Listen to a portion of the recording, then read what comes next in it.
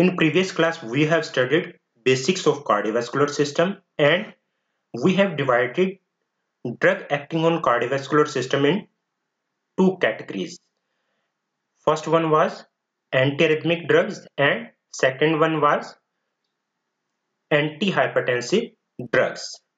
Here in this class, we will study about basics of arrhythmia and drug acting on arrhythmia. Before studying drugs, we should aware about what is arrhythmia, how it happen, and what happened during normal conduction. So definition of arrhythmia is it is disturbance in heart rate, rhythm, impulse generation or conduction of electric impulse which is responsible for membrane depolarization. These disturbance can lead to alteration in overall cardiac function that can be life-threatening. Before studying what happened during arrhythmia, we should aware about the conduction system and membrane potential. Here we can see in heart SC node is situated, which is pacemaker of body. This SC node generate impulse which passes impulse to AV node followed by bundle of His and then left and right bundle branches followed by Purkinje fibers. These Purkinje fibers are directly attached with wall of ventricles. All this process occur in synchronized manner. On this side, we can see membrane potential versus time graph. What happened during conduction of a heart? Normal resting potential of heart have negative membrane potential. When depolarization occur, it changes into slightly positive and this phase is known as zero phase, followed by brief repolarization which is denoted as phase 1, followed by plateau phase which is known as phase 2 and then repolarization which is denoted as phase 3.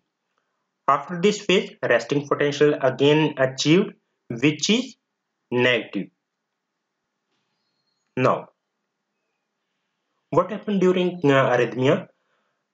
Disturbance in impulse formation, that means impulse formation from SA node is faulty and that lead to generation of arrhythmia.